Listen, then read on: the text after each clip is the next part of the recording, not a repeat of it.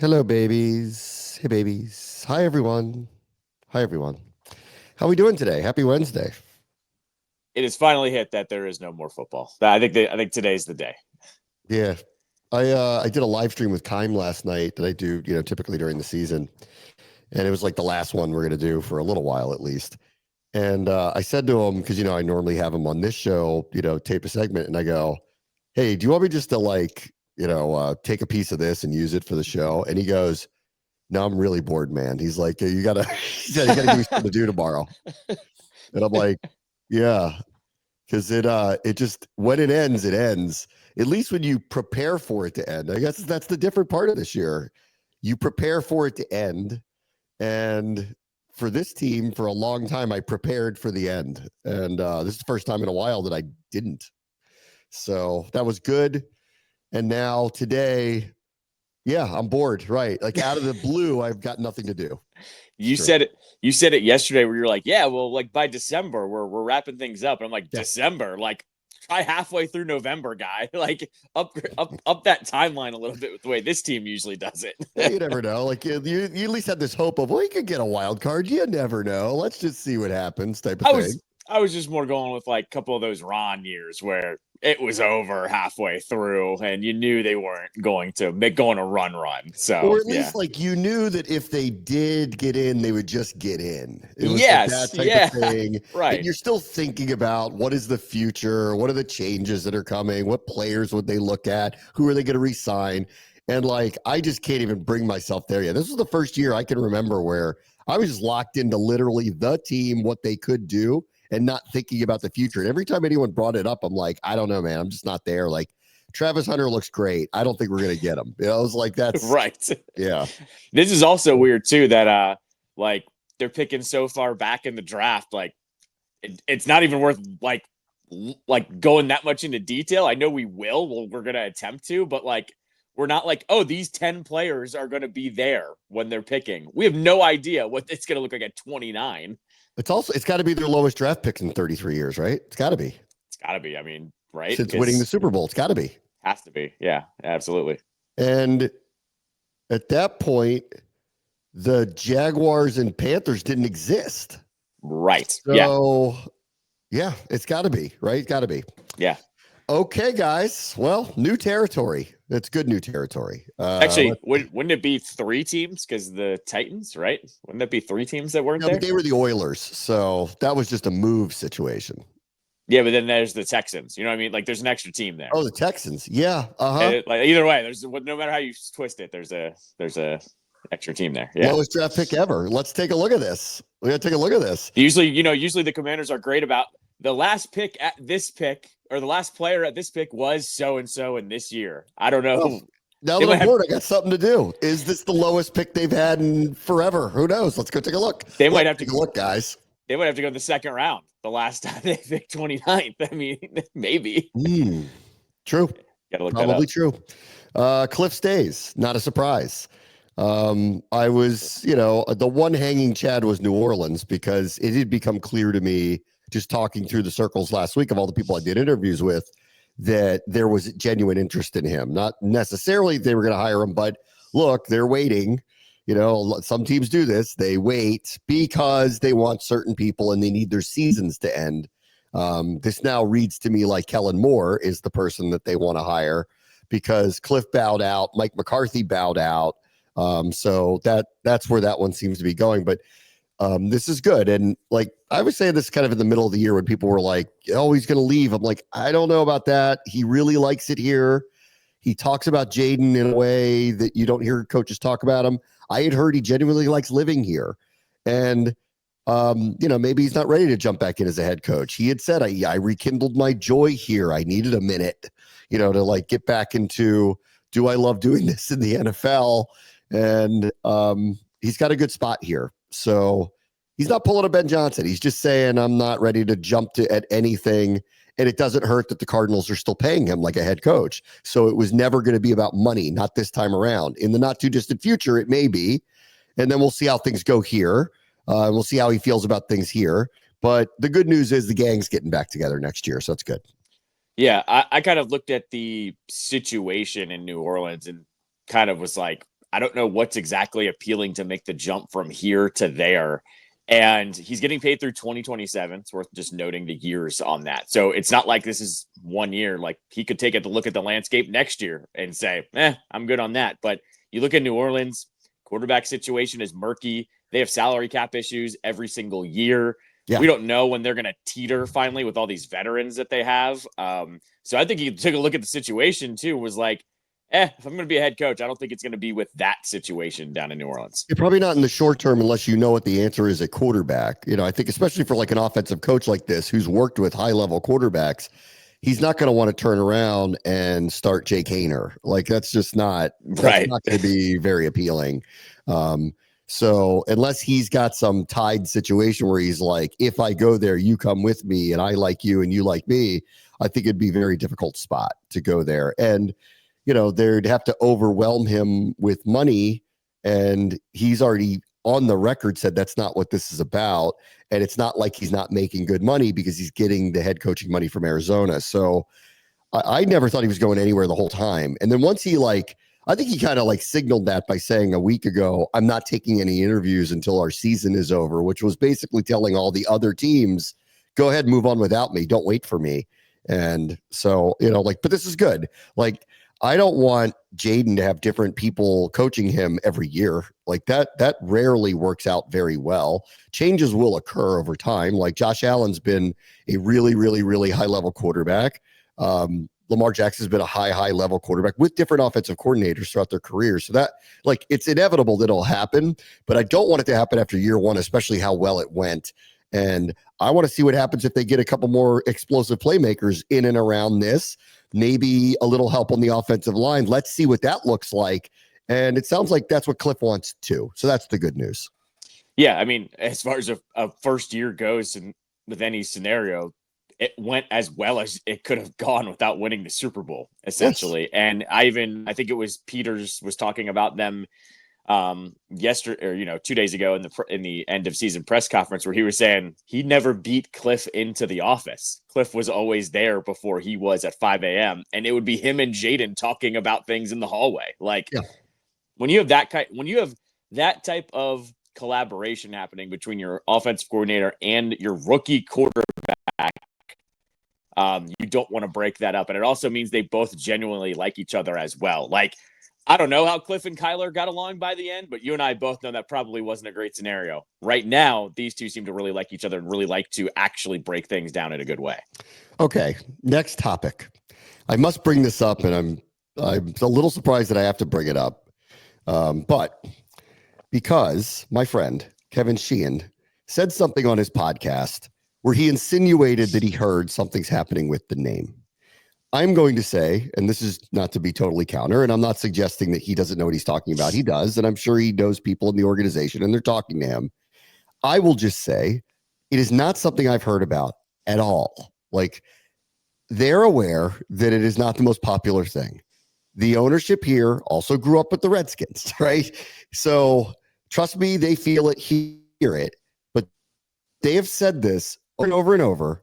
It's not a priority. And I have not heard a single thing about any headwinds of it changing anytime soon. Now, it doesn't mean that it won't at some point or that Kevin isn't getting information that I don't know, because maybe he is.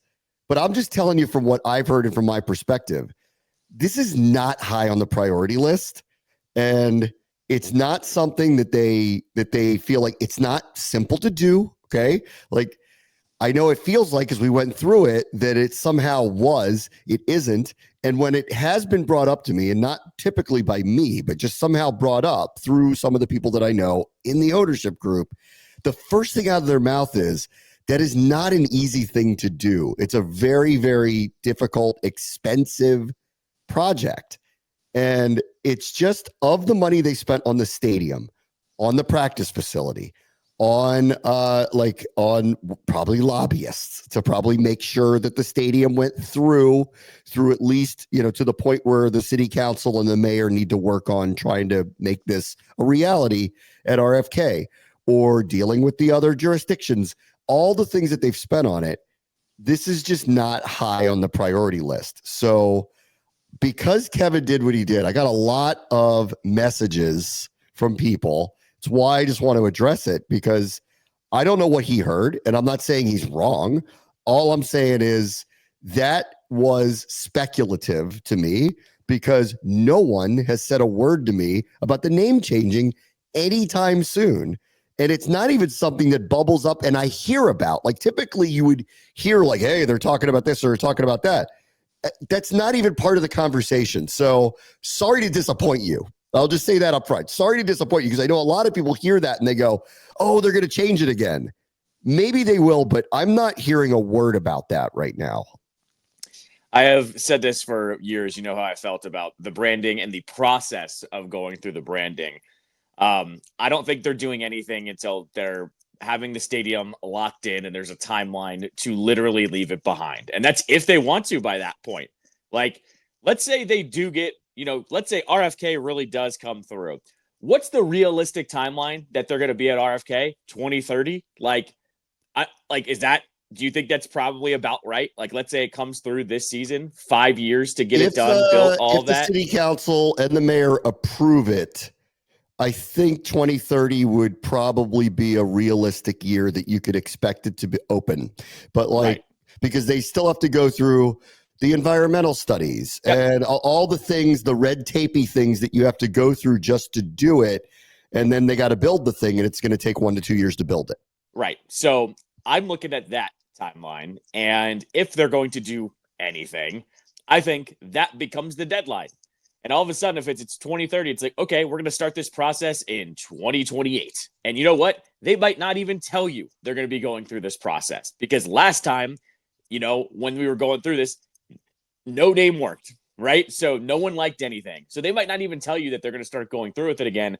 And here's the thing. You and I have talked about this. I've talked about this with our friend Scott Jackson.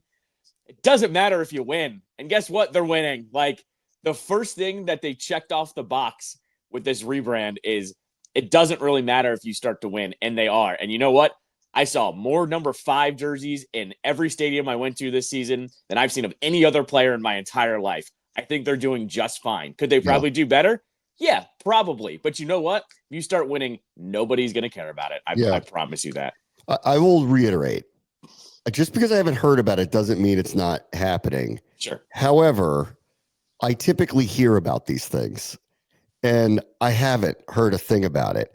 And it's only because so many people, after what he said yesterday, started emailing me and texting me about it. I just want to say it publicly. I just haven't heard anything about that. So I don't think it's changing. They've been very consistent about it. It's not high up on their priority list. It's not what they're thinking about right now. And yeah, we're in the next year, and maybe at some point they will, but I just don't sense that that's changing anytime soon. Sorry to disappoint you.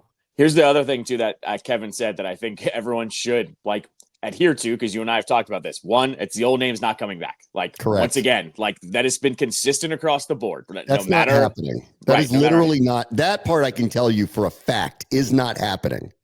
Correct. The other thing that he dropped there too, that you and I have talked about many times over the last really 2 years, was that the look of the team could change. And I think that's an easy one, right? Like that to me is one where you and I talked about it. When they were the Washington football team, they looked like the old team. That was perfectly fine. I also think if you if you kind of have a mixture of new and old, you can do that. Do you want to bring back the old uniforms but still wear those black alternates? I think that's a good mixture of old and new, because look at what Jaden's done in those black jerseys. Like, those have become special all of a sudden. So I think the old look is easy to do. That's sitting in the Nike catalog right now. They just need to give the okay on that one.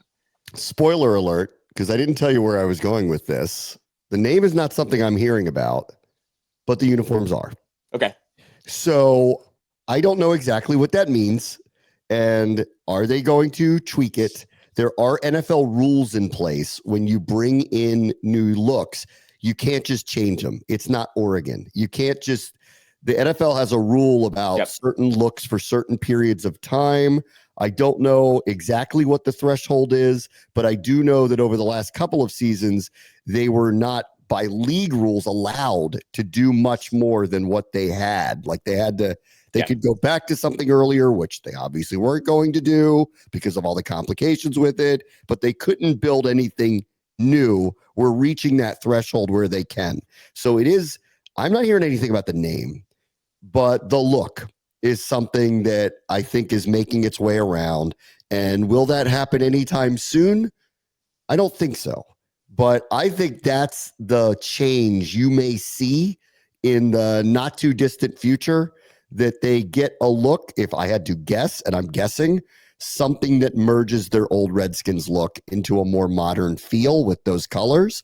But I don't really know, because I know that this group really, really, really wants to lean into the past.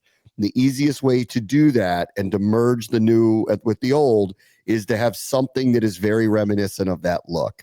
So I am hearing that the uniforms are something that at least is something everyone's talking about. But I have to go find out, one, what is the threshold of how long they have to keep the look that they have? Because they may be stuck's the wrong word, but they may have to stick with what they have. And secondarily, how high up on the priority list is this, or is this just kind of rumor milling, like we'd like to alter our look? So the bad news is, folks, I haven't heard anything about the name. The good news is I have heard the uniform thing kind of cycle through a little bit, and I wouldn't be surprised. Like it's well, Jaden all of a sudden is the highest selling jersey. Correct. So, yeah. And I guess like you could put him in anything, it'd probably be the highest selling jersey at this point, because he is the new it thing star of the league. Right. So I'll have to ask them how they feel about that. You got to remember too, they just hired the new team president. They just did this. The new team president has a background in branding from the Campbell's company. So he's not going to walk in the door and 3 months later change something. That's why I think that's another reason why hit the brakes. Nothing's going to happen fast. He just got here. I'm sure he's got some ideas, but this is not someone who has done any. He worked for the Campbell Soup Company. Like they're not going to do anything like overnight, walk in the door and go, I'm going to change this to this. There's going to be a lot of thought put into it. But just, for those who are ticked off to hear the name isn't being debated right now, the uniforms are. I hear that a little bit. So we'll see what happens there. There's like a couple rules here that I'll throw out there that I know just because I am a uniform nerd. It depends what Nike has on their plate when it comes to major projects too. And I'm guessing Nike has the Commanders at one of their lowest priority points with having a full-blown rebrand, right? When has that happened in the NFL, right? Like I can't remember in the modern era a full-blown rebrand happening, to be fair. So they're probably the lowest priority. I know the Seahawks are getting ready to change their look. That's what I've heard with that they're going to get rid of this kind of 2000s look that they've had for a while. So that's a high priority. Like when they're doing these major projects, you don't really get a seat at the table. Now, what I will say is if they just want the old uniforms back, those are on the Nike templates. You can just kind of pick those out of a catalog. You can do that. But what I would warn everyone on of the whole, like, oh, there's a new president, like the rebrand is going to happen again, whatever. Remember how we got in this mess in the first place? It was guys like Ron Rivera and Jason Wright and guys that hadn't been here for a long time that put their fingerprints all over the franchise with this new rebrand. So I like that they're going to pump the brakes here. And I get it. This ownership group, they have been here. They're not going to let anything kind of just slip through. But like that was the problem last time around is I think Dan Snyder kind of just knew he wasn't getting Redskins. He was kind of like, all right, whatever, the people or what you guys think is good, we're going to roll with here. And I think that's how we ended up at Commander. So take your time. There's nothing wrong with taking your time. No. And here's the other side of all this too, with the uniform side of it. In the modern era, especially with Nike, you have to roll out an alternate and then eventually just make it the full-time uniform. Like for how many years have we talked about a team wearing a throwback jersey and we just go, well, they should just be wearing that all the time. And then they start to do that. So this is how you creep up to that line as well, is you introduce the old burgundy jersey or the old white jersey. They wear it against the Cowboys on Thanksgiving, or they wear it against the Eagles and the Giants. And then there's just an announcement the following year going, guess what, guys? We're going back to that full time. You creep into this a little bit. You ease into it. This is the Giants with that 80s Giants look. When they put that thing on, it's their best look. And will they go to it full time again? I don't know, but I love when I see them in it. Like, I think it's just perfect. The Eagles, when they put that Kelly green on, look amazing. I know they're treating it like an alternate. With Washington, it's different. I think if people saw something that looked like the Redskins again, they would be very akin to be happy about it. And I think it would be possible that it would become more. This year, they rolled out a combination of burgundy with gold pants. And I actually thought of the color schemes with those, not the black jersey, that was their best look of it. So could we see more of that next year, that they start doing it that way? Like, I wouldn't be surprised if that's what it is, because I thought that was their best look with this new jersey combo. But, that's just my opinion on the whole thing. No, one other thing just to bring up, the stadium is what's next. Like, for all of this discussion of they might do this or they might do that, this is why it's not that high on the priority list. The stadium is what's next. That's the thing that's in play. That's the thing that they got to get the DC city officials to agree to do. They have to figure out who's going to finance what of it. And then hopefully it'll all go through in the next 6 to 12 months. They could start the process of demolition. And then we have to talk about what the thing looks like. So their plate is full. And for the people who sent me, one person sent me, he liked Red Wings. And I wrote back, I go, they're not Red Wolves because of trademark issues. And, I hate to break it to you, even if you do like that, I don't think they're going to get that. So this is what stemmed by, it's not frustration. It's just, guys, it's not happening. Kevin, please reveal your source. If you're going to say something like that, reveal your source, because my sources have not even hinted that any of that stuff is happening. And now I'm getting an avalanche of people sending me drawings again of things that they want to have in there. And that's the other thing. I have, just like the last group, I have no say in any of this. None. Right. None. Well, the other side of this too, though, is it could have been something very something as simple as, remember Magic was just casually even talking, about a different kind of brand. Remember he was doing that in interviews and stuff like that. So this could also just be old news too, that Kevin was also bringing up as well, which wouldn't surprise me either, that this isn't breaking. It's just, it's on the list. It's not a priority at the moment at all whatsoever. No, it's not. All right, we'll be right back. Bram wants to show ESPN 630, the Sports Capital. All right, welcome back. I saw a little piece from Brian Windhorst on ESPN, who said the issue with Jimmy Butler is you can't move Brad because Brad's got the no trade clause still. Listen, Ted made a boo-boo by giving him the no trade clause in the first place. The Suns also made a boo-boo by doing the acquisition and not forcing him to remove it out of the contract. So I don't know what the power of Brad is in this, because very few people get this, but he's done it to 2 teams now. I guess he's saying, this is my contract. You have to transfer it. And they took a hard line and they got it done. I'm a touch surprised, but then, the Phoenix was so hot to trot to get him that they were willing to do anything. But this is why they are where they are now. And when they did acquire him, I think we were all kind of like, man, Durant, Booker, and him, I guess that's going to be good. It turns out it's not. And now they're in the same. They're in Brad hell too, which is what do we do about this? Yes, because Brad isn't that good. Brad's a good player and a great player on some nights. I knew this wasn't going to work. We talked about it when the trade happened, that it wasn't going to work with Brad. He was the third option behind those guys. I'm not surprised it's not working with him. So again, I'm still getting out of football brain and rejoining the rest of you in the real world, but I am aware that he's coming off the bench, that he didn't really like that very much, that their team would make the playoffs right now, but kind of barely. So they're really underachieving. And Jimmy Butler really apparently wants to go there, but the only facilitated move is Brad. The Heat don't want it now. The Heat wanted it 5 years ago. The Heat don't want it now. They know what getting him now is. That's ridiculous. And they need to find a third, fourth team to facilitate it. And nobody wants that contract. So, I'll give Riley this. He's not getting bullied into doing something he doesn't want to do. And that centers around Brad, because the only way that trade makes any sense is Brad ends up somewhere, and no one seemingly is jumping at that right now. No, exactly right. And I don't know if you saw, did you see what his wife posted on Twitter yesterday? No. This is a mixed bag, and I feel for her, but at the same time, it's kind of like, this is the life of a pro athlete. I guess her and their kids were sitting. I don't know if they're courtside, lower level, whatever, at the I Suns saw game, this. Yeah, I and saw this.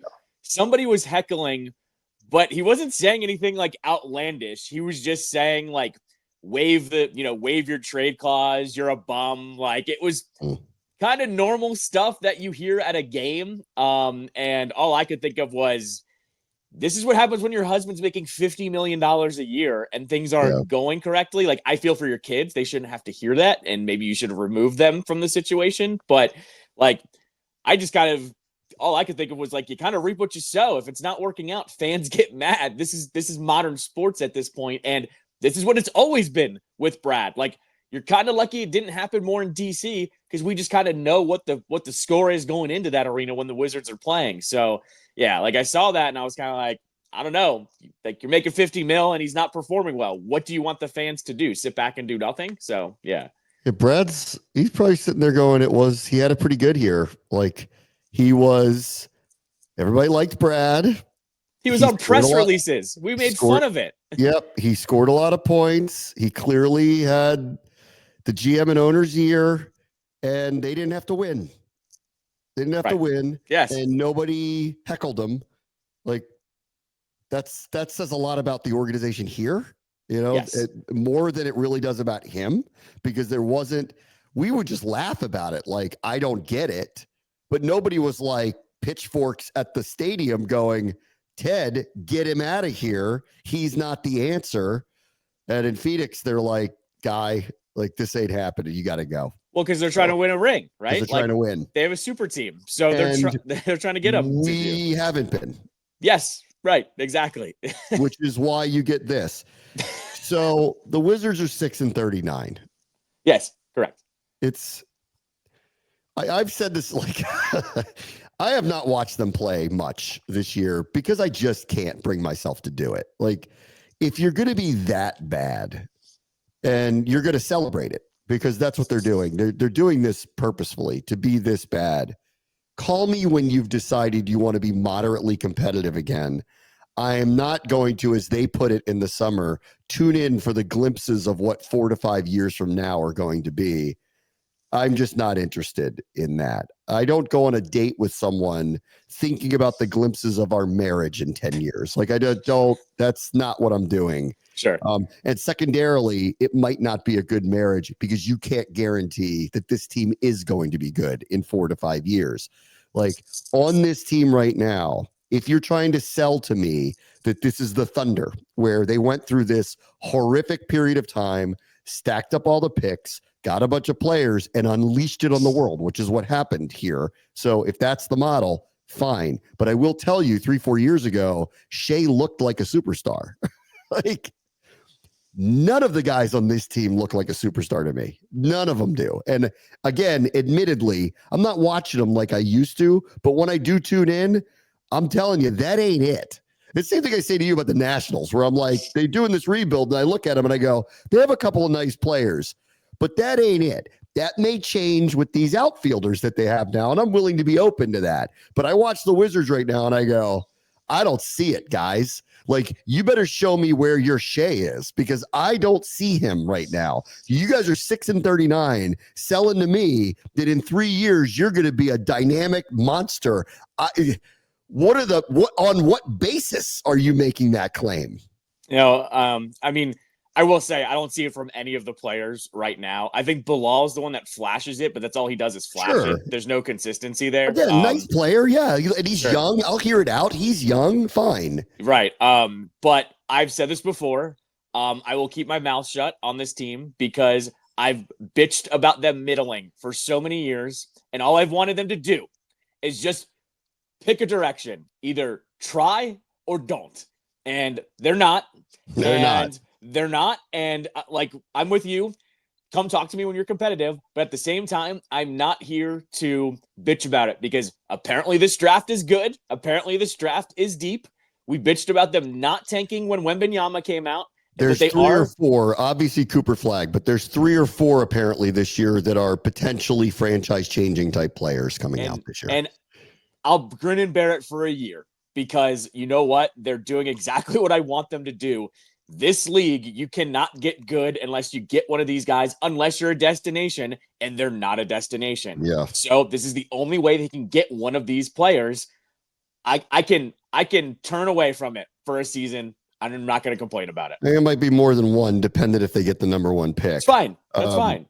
All right, real quick. I did watch a good amount of the Caps beating the Flames last night. It was kind of a run of the mill, middle of the season. They won 3-1. Neither team had any exciting moments.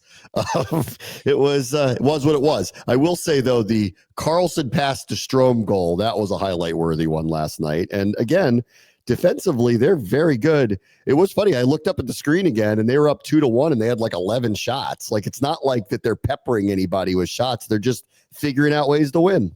Yeah, I told you this. Low scoring. To keep taking these unders on all these Caps games. That's usually a 5.5 puck line, and they're hitting the under a bunch of times over the last month or two. And look, last night was same thing. Grind of a game. Calgary is an okay team. They're not great. They try really hard though, so they can get you on a bad night. Strome goal was great. The good thing with Strome is he's getting kind of lumped in with some of these guys that aren't scoring at a good clip. You've seen this before with Strome. Once he gets going, he gets real hot. So hopefully this is the beginning of him scoring, because Connor McMichael has like 2 goals in 25 games, something like that. There are other, pieces throughout the lineup that have gone cold essentially, and they're still ripping off these wins. So they're not getting the scoring they got at the beginning of the season, and they're still just picking off teams left and right. The best part about last night though is that is now 6 out of a possible 8 points. So they have a winning road trip no matter what happens tomorrow night in Ottawa. So if they win in Ottawa, that's gravy, but a great road trip overall. And Logan Thompson played really, really well last night too, to keep him in that game. Carberry, coach of the year. Yep. Front office executives of the year. To be this clear in the East after making the moves that they made. Ooh. All the awards. Yeah. Not only that, they're going to play Ottawa, then they're going to come home, and then Saturday they get Winnipeg. Winnipeg's the best team in the West. They match them in points right now. So that's a huge matchup on Saturday night. I didn't think Capitals Winnipeg in February was going to be this premier matchup. Game of the year. Yeah, it's game of the year. I mean, seriously, it is. It's big boy hockey, as we like to say. All right. Talk to you tomorrow. Very much the show. ESPN 630, the Sports Capital.